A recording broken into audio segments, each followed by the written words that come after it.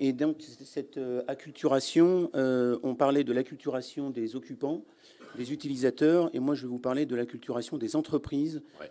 des maîtres d'œuvre, donc les acteurs dans le monde de l'immobilier. Alors, je me présente, Hervé Pagnon, directeur technique au sein de la Société de la Tour Eiffel.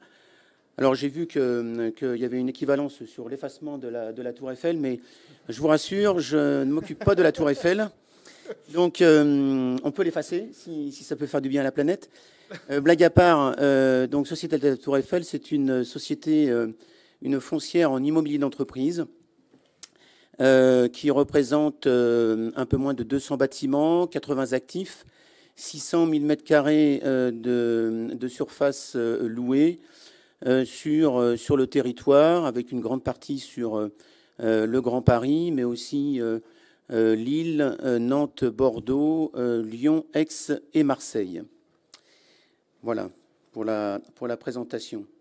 Alors moi, je vais vous raconter une histoire dans le cadre d'une rénovation que nous avons fait sur un immeuble à Vélizy, l'immeuble Le Topaz, qui est un immeuble bleu assez visible depuis la 86 et à proximité du siège de Eiffage, pour ceux qui connaissent.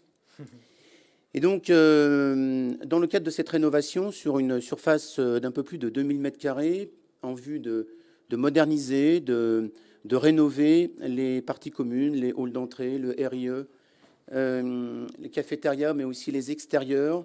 On a fait une refonte des espaces verts, préparé un étage showroom, cet immeuble étant en phase de commercialisation.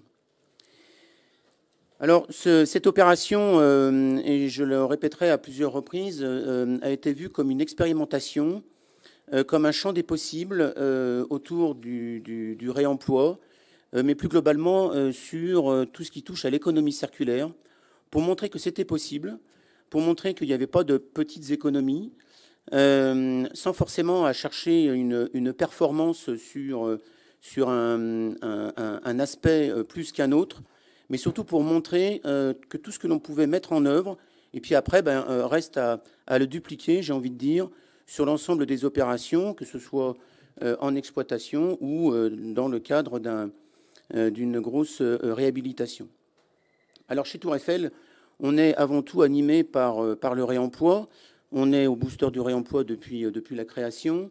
Et je dirais que chaque démarrage de travaux passe par une réflexion sur qu'est-ce que l'on va pouvoir réutiliser et surtout réemployer, que ce soit sur le lieu des opérations, par un réemploi in situ, mais aussi par l'ex-situ, au travers des différentes filières de réemploi et tous les acteurs qui travaillent avec nous. On s'inscrit également dans le cadre de la dynamique de la loi AGEC. On est accompagné pour cela d'un AMO économie circulaire que j'ai voulu mettre à mes côtés, en l'occurrence la société Citae du groupe BTP Consultant. Je vais citer un certain nombre d'acteurs, on a le droit, parce que c'est ça qui est important, c'est ça qu'il faut retenir, de tous ces gens qui, pour certains, sont expérimentés et qui nous ont apporté leur éclairage, pour d'autres un peu moins expérimentés et qui ont grandi au travers de ce projet, somme toute modeste, je dirais, on verra au niveau des résultats, mais avec une volonté d'avancer et de bien faire. Donc ce projet Topaz, comme je le disais, donc, est un lieu d'expérimentation. On a pu, au travers, que ce soit du réemploi in situ, ex situ, de l'utilisation de matériaux éco-responsables, biosourcés, réutilisation, recyclage, sur un budget d'environ 3 millions, toucher 16 lots sur les 20 que comptait l'opération. La perfection voulant qu'on touche les 20 lots, mais 16 lots pour justement acculturer toutes les entreprises, tous les acteurs à ce programme de rénovation, de manière à pouvoir bien toucher du doigt que, encore une fois, tout est possible et que c'est surtout dans la volonté et l'engagement de chacun. Donc on est passé d'abord par le curage et dès la phase de curage, accompagné, comme je vous le disais, par notre AMO en économie circulaire, pour identifier de cette opération de curage les matériaux pouvant être utilisés in situ ou ex situ. Alors ça passe par beaucoup de soins pour curer. On parle d'ailleurs de déconstruction, on ne parle plus de démolition, on parle de curage vert, on parle de mots un peu plus nobles pour expliquer que l'on fait du démontage, du stockage soigneux avant de réemployer les matériaux ou d'alimenter les filières. Alors il est vrai que, parce que c'est un enjeu fort, le stockage, nous avons eu la chance sur cette opération de disposer d'un certain nombre de surfaces qui nous ont permis justement de stocker en attendant la mise en œuvre dans le cadre des travaux de rénovation ou en attendant d'alimenter les différentes filières des rénovations. Alors un premier arrêt sur image pour bien comprendre quelles sont les conditions de la réussite de cette première phase qui est le curage. Donc c'est bien sûr une acceptation des maîtres d'œuvre et des entreprises. Il faut que tout le monde, je dirais, aille au-delà de son passé, de ses habitudes, de sa culture, pour se poser les bonnes questions et de se dire qu'est-ce que je peux faire pour moins consommer. Après, il nous faut de l'expérience. Et là, la raison pour laquelle on a un AMO économie circulaire que je mets maintenant sur l'ensemble de mes CAPEX pour un accompagnement léger ou plus détaillé. Mais on a besoin de cet accompagnement parce qu'on est encore dans l'apprentissage. Moi-même, je le reconnais humblement. On en apprend tous les jours et c'est aussi ça qui fait la force de cette nouvelle période, c'est qu'on se réinvente sans cesse. Et puis, l'expérimentation de l'entreprise de curage, en l'occurrence, Tricycle. Voilà, j'en arrive à donner d'autres noms. Et un petit point d'arrêt sur cet aspect-là, c'est qu'avec Tricycle, au-delà du fait que l'on a un taux de réemploi qui est tout à fait bon, c'est Tricycle qui s'est montré le moins-disant à l'appel d'offres, tout simplement parce qu'on a monté un contrat gagnant-gagnant. Il a pu, lui, revendre des matériaux curés pour alimenter les filières de réemploi ex situ. Il nous en a fait profiter par une baisse du montant de son offre pour que, justement, on soit dans cet enjeu économique. Et j'y reviendrai en conclusion, parce que ça, c'est important. Je suis convaincu qu'on ne fait pas d'économie circulaire, et en particulier du réemploi, si on n'intègre pas l'enjeu économique. C'est comme ça qu'on attirera tout le monde à se diriger dans cette voie-là, au-delà, bien sûr, de respecter qualité et délai. Je vais essayer d'accélérer. Le bilan du curage, puisqu'il faut donner des chiffres, et c'est important d'avoir des idées. Donc, 143 tonnes de déchets qui ont été envoyés vers les filières spécialisées. À ce titre, nous avons contractualisé avec un acteur pour créer un lot déchets, Waste Marketplace, qui a coordonné toutes les filières spécialisées. Et c'est par les filières spécialisées que l'on obtient des résultats importants de valorisation. On est à 86% de taux de valorisation. C'est énorme. Le curage. Le curage nous a évité 20 tonnes de déchets par le phénomène de réemploi, 17 tonnes en réemploi in situ et 3 tonnes qui ont alimenté les différentes filières du réemploi ex situ. Alors après le curage, la rénovation. Alors la rénovation, c'est 78 tonnes de matériaux en réemploi et surplus. Et je crois qu'il ne faut pas négliger le surplus, qui est un moyen simple de faire du réemploi. Tout d'abord, au niveau du réemploi in et ex situ, on retrouve là encore beaucoup de lots différents, les VRD et les espaces verts. Quasiment la totalité des faux plafonds que nous avons rénovés, et puis des cloisons amovibles, du matériel électrique. La liste serait encore plus longue, c'est juste pour vous faire toucher du doigt qu'on a vraiment touché quasiment tous les lots.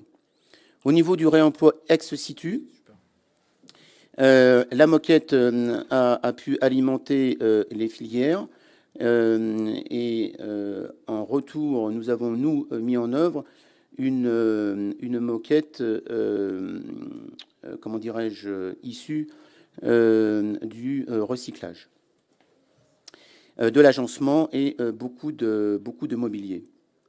Au niveau du surplus, comme je vous le disais, l'exemple le plus sensible, c'est ces dalles, ces 530 mètres carrés de dalles qui dormaient dans un entrepôt chez une entreprise qui, au fil des années, allait alimenter les bennes à gravats parce que prendre de la place. Et par un échange permanent entre les entreprises, les maîtres d'œuvre, l'AMO économie circulaire, on a trouvé ce gisement, si je puis dire, puisqu'on a, on a réemployé ces dalles qui dormaient dans un entrepôt pour, comme on le voit sur la photo, réaliser nos terrasses extérieures. Des matériaux de gros œuvre et également de plâtrerie. Au-delà du réemploi, on a utilisé des matières éco-responsables. L'exemple le plus sensible, c'est la peinture Algo, au tracteur, donc Algo Paint, qui est une société en Bretagne et qui a la bonne idée d'être voisin de Yves Rocher, et qui donc fabrique une peinture aux algues, les algues issues des déchets générés par Yves Rocher.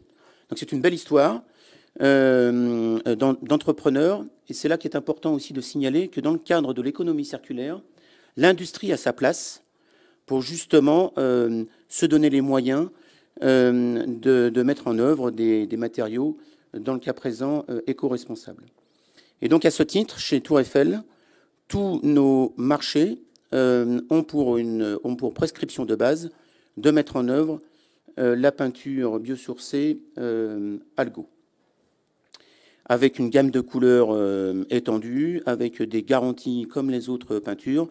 Le seul souci, c'est de combattre les habitudes et la résistance des fournisseurs de peinture qu'on connaît tous. Mais on est résistant. Toujours au niveau de la rénovation, au niveau des déchets, donc 270 tonnes de déchets générés, un taux de valorisation de 83%, là aussi géré donc par Waste Marketplace, qui a permis justement de coordonner. Et ce qui est important donc sur des travaux de rénovation, c'est de pouvoir trier les déchets le plus en amont possible. Ça, c'est la clé de la réussite du tri des déchets, que ce soit dans le cadre de l'exploitation, pour faire du tri de déchets chez l'utilisateur, chez le locataire, plutôt qu'en bas de l'immeuble. Sur les chantiers, c'est pareil. Plus on est en amont, mais il faut de la place, c'est ça la difficulté, mieux on valorise les déchets. Alors en termes de bilan environnemental, donc on a touché à peu près tous les secteurs. Donc on a 42 tonnes de CO2 d'économie de carbone. Bon, c'est pas autant que le bilan de mon camarade chez Orange, mais ça représente quand même 35 allers-retours Paris-New York en avion. Désolé pour ceux qui aiment New York. Combien de tours Eiffel, demande Christophe? Alors, la tour Eiffel, il faut la garder. Oui. C'est patrimoine. C'est patrimoine, donc on n'y touche pas. Donc, réduction de l'épuisement des ressources abiotiques, ça représente l'équivalent de 12 millions de sacs plastiques. 480 mégawatts d'énergie économisée. Là aussi, on est sur 30 allers-retours Paris-Marseille en TGV. Les équivalents sont toujours intéressants pour effectivement mettre en équivalence ce que ça représente dans notre vie de tous les jours. 2500 litres d'eau économisée et 42 tonnes de déchets évités, ce qui représente la production annuelle de 70 habitants.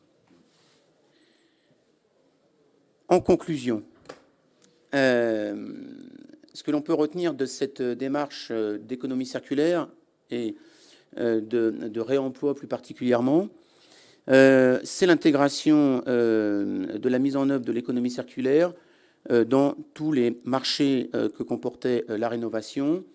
Et donc, on a travaillé en curage avec Tricy, comme je vous le disais. en tout corps d'État avec l'entreprise ERI, avec Mugo en espace vert, avec Fairspace qui nous a fait des meubles tout à fait originaux en réutilisant finalement du bois récupéré pour faire les ossatures cachées du mobilier, ce qui est une manière intelligente de faire du réemploi avec finalement le tout venant du bois qu'on a pu récupérer. Et puis l'entreprise RBC dans le mobilier. On a, j'ai envie de dire, un taux de réemploi, que ce soit en curage ou en rénovation, de bon niveau, une valorisation des déchets performante, pour le coup, et donc un bilan environnemental et économique de qualité. Tout ça ne se fait sans l'implication et une grande motivation des acteurs. Donc je le reconnais, c'est de l'investissement humain. Il faut en fait passer de l'effet passion, de l'effet y croire, de l'effet écolo à c'est nécessaire et surtout économiquement rentable. Le projet de Topaz est à un bilan 0+. Bon, on ne gagne pas spécialement de l'argent, mais on est bilan positif et c'est ce qu'il faut retenir.